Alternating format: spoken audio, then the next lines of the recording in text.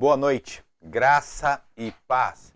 Que Deus te abençoe grandemente neste fim de noite, que você possa perceber as bênçãos que Deus colocou sobre a sua vida durante esse dia. Para iniciar essa noite, eu quero orar com você e por você. Pai, em nome de Jesus, nós queremos pedir pelas nossas vidas, para que o Senhor nos oriente, para que o Senhor nos capacite, para que o Senhor nos trate. Quero colocar sob os teus cuidados a vida da Fernanda, a vida da Silvana, de toda a sua família. Também quero pedir para que o Senhor vá ter com o meu pai naquela UTI, que o Senhor possa, em nome de Jesus, vir curá-los, tanto a Fernanda quanto o meu pai, quanto os enfermos e os acamados. Pai, vem sobre os que estão enlutados, que o Senhor possa gerar consolo sobre as suas vidas. É o que eu te peço, em nome de Jesus. Amém e amém. Amém, meus irmãos.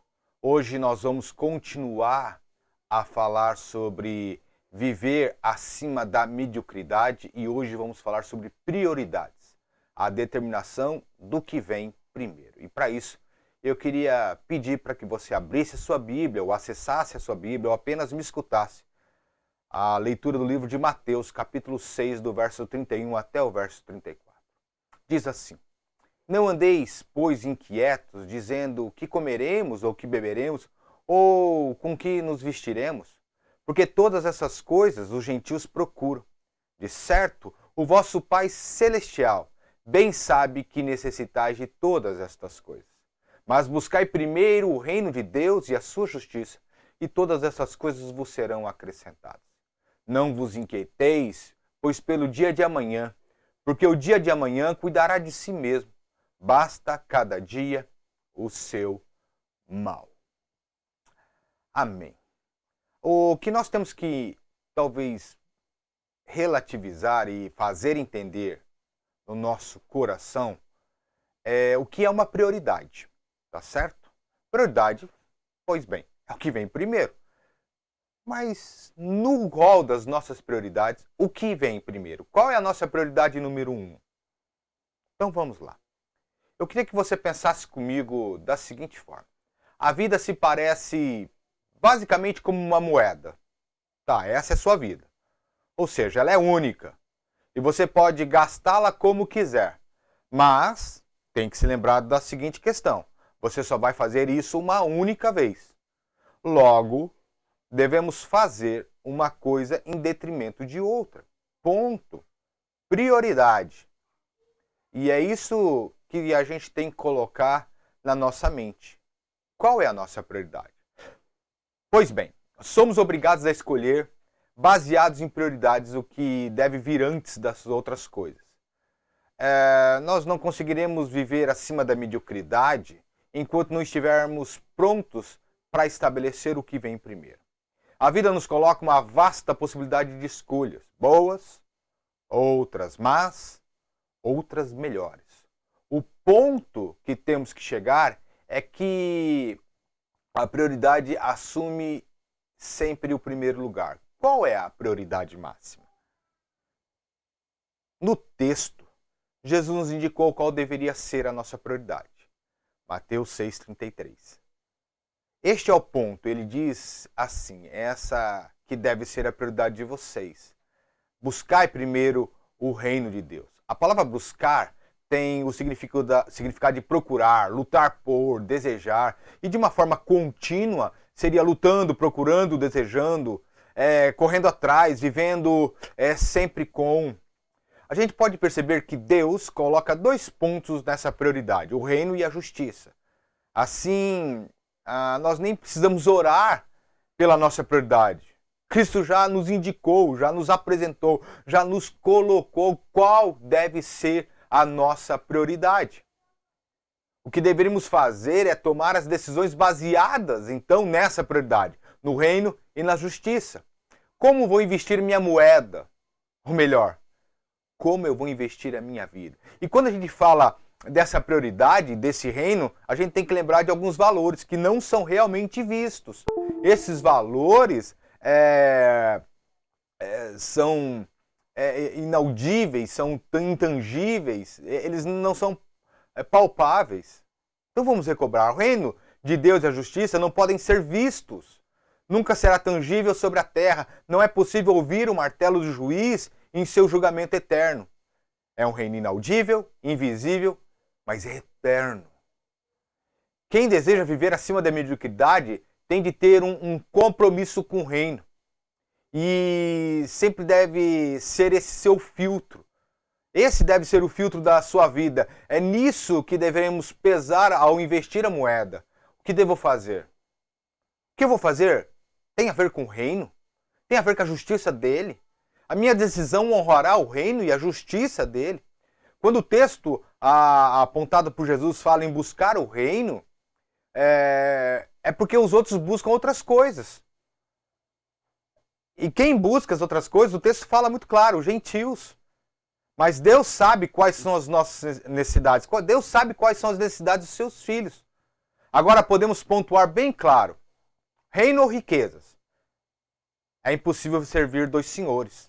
Mateus 6,24 diz isso. Ninguém pode servir a dois senhores, porque há de odiar um e amar o outro. Ou se dedicará a um e desprezará o outro. Não podem servir a dois senhores. Não podem servir a Deus e a Mamon. Jesus não está dizendo que é impossível viver acima da mediocridade e ganhar riquezas. O problema aqui está em servir, é quem você serve. É onde tem a sua servidão. Viver no padrão do reino significa colocar tudo diante do trono, sobre a autoridade do grande soberano, sobre a autoridade de Deus. É o viés da balança. O reino e a justiça de Cristo.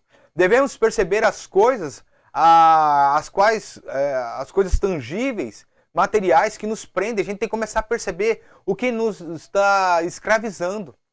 Quais são as coisas que nós seguramos tão firmemente que achamos que temos segurança. Seja elas quais forem, empregos, bem, pessoas, objetivos. E aqui eu não estou falando que esses podem ser os problemas. Não há problemas em traçar objetivo, não há problemas em bens, não há problemas em empregos, não há problemas em pessoas.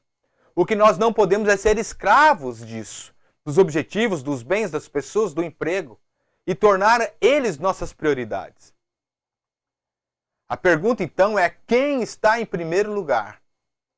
Para termos uma vida acima da mediocridade, temos que transformar a nossa visão, determinação e agora a nossa prioridade.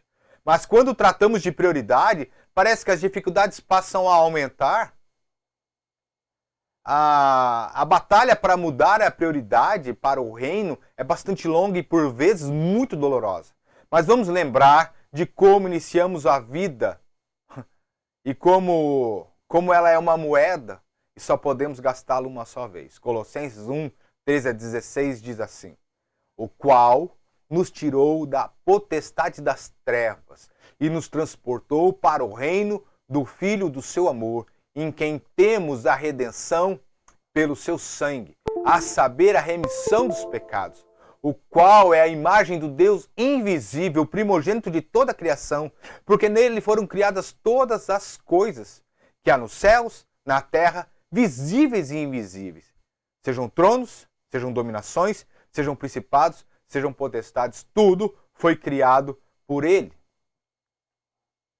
Essa é uma declaração eterna de Deus, que ele nos libertou das trevas para o reino do Filho do seu amor. E aí ele mostra a expressão do Filho. Ele nos libertou dos bens, das pessoas, das coisas, entre outras. Nos levou para uma outra esfera, um reino de justiça, um reino de amor. E dessa forma, Cristo deve estar sempre em primeiro lugar. E aí nós temos que entender que existe uma reação de relevância incrível. Jesus está em uma refeição, lá em Lucas 14, e enquanto as pessoas estão tomando os seus lugares de honra, Jesus passa a contar uma história sobre humildade. Ele diz assim: mas quando fizeres o convite, chama os pobres, os aleijados, os mancos e cegos, e serás bem-aventurado, porque eles não têm com que te recompensar, mas recompensando-te será na ressurreição do justo. E ouvindo isso, um dos que estavam com ele à mesa disse-lhe: bem-aventurado o que comer o pão do reino de Deus. Ah, até que enfim, alguém entendeu a mensagem? Jesus passa a ilustrar então uma outra história. Um homem deu uma grande ceia e convidou muitos amigos. Mas os seus amigos passaram a dar desculpas para não ir à ceia, para não ir ao banquete. A compra de um terreno, a compra de uma junta de bois, um casamento. Sobre compra de terreno, isso é basicamente fantástico. A sensação de uma posse, infelizmente, também é uma incrível mudança de uma prioridade. Eu não falo por causa da compra, e sim pelo sentimento de posse. É como se sentíssemos como Nabucodonosor, isto é meu. Mudei a prioridade. A compra de uma junta de bois, ou do que você possa pensar que está comprando, o desejo de apresentá-lo aos outros, de fazê-lo reluzir, de quase colocá-lo em um santuário, que todos possam ver o que você almejou e o que você conquistou. Novamente, a prioridade mudou. Não é mais Cristo, mas é algo. Comprar não é mudança de prioridade, mas quando ela se torna uma servidão, sim. Casei. Não posso tê-lo como prioridade. O senhor me entenda, dá-me um tempo, voltarei mais tarde. Não importa quão boas as coisas podem ser, se elas te impedem de ter a prioridade de participar de um banquete na mesa do rei, você terá de rever as suas prioridades. Você tem que ver que você está sendo escravo, e este é o grande ponto. Como o senhor do banquete se sentiu então? Ou melhor, como Jesus se sentiu então? Simples. Ele pede para os seus servos ir buscar os aleijados, os coxos, os pobres, os cegos, os que não têm comida. Ele olha, vai atrás dessas pessoas e tragam eles. Tragam eles para cá, para comerem do banquete que eu fiz. Vamos lembrar de João? Ele veio para os seus e os seus não receberam.